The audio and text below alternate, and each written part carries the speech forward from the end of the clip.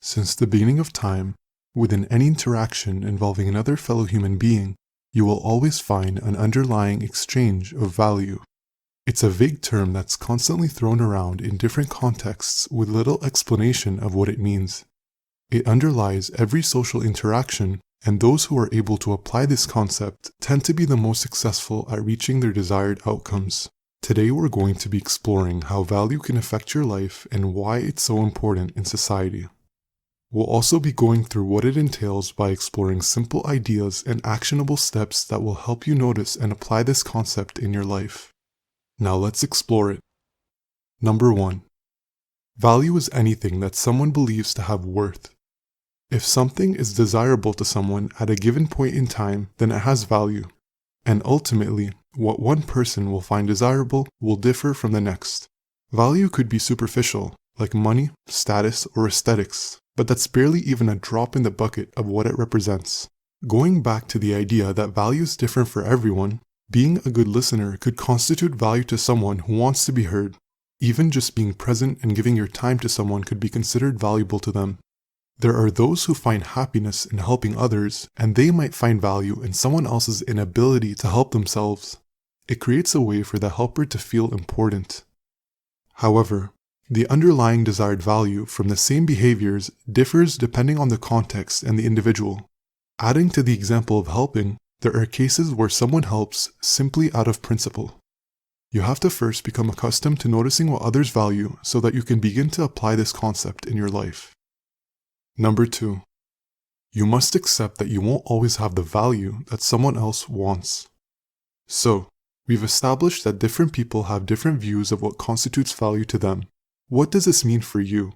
Well, it means that you won't always have the value that someone else wants.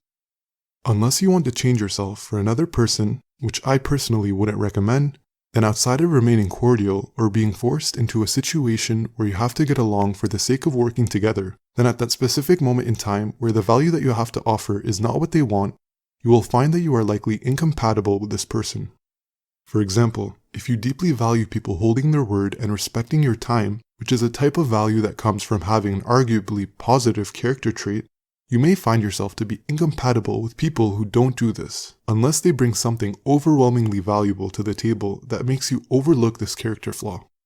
Most of the time, trying to change someone else in order to fit them into the mold of what you value will take significant effort, which is a choice to make at your discretion, since it leads to diminishing returns and, though not guaranteed, may potentially be harmful to the other person.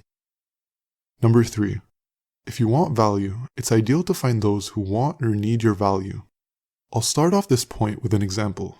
Throughout history, there have likely been many men and women in society that viewed themselves as nice people, but that lived their entire lives holding in resentment. They might have felt that they were treated poorly, but it's not because they were nice that they were mistreated, but because being nice does not constitute value. At best, it's simply the bare minimum of what constitutes a pleasant interaction. Therefore, if you wish to obtain what you seek, you must become aware of every single type of value that you offer, and then look for people who value it.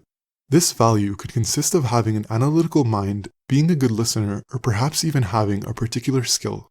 Over time, if you form strong bonds with other individuals, the initial exchange of value may no longer matter since the bond itself may be of value. It's rare to find someone that you can trust and depend on in dire circumstances. Of course, these are simple rules and there are always going to be exceptions where other conflicting rules apply. As a simple example, there are scenarios where other people's principles lead them to take action regardless of value.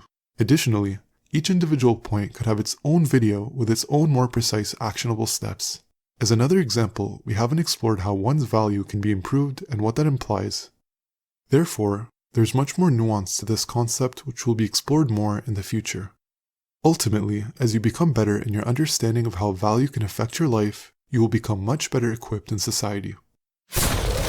So here are the takeaways. Value is anything that someone believes to have worth.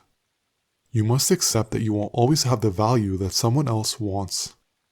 If you want value, it's ideal to find those who want or need your value.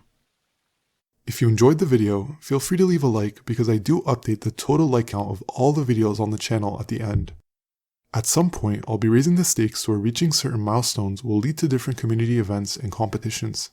Here's a quick message for subscribers. You can also find a feedback form in the pinned comments which you can fill out if you wish. It allows me to get a better understanding of your needs. If you'd like to join our hidden approval-only community on Reddit, then you can also find the link there. I'll see you soon.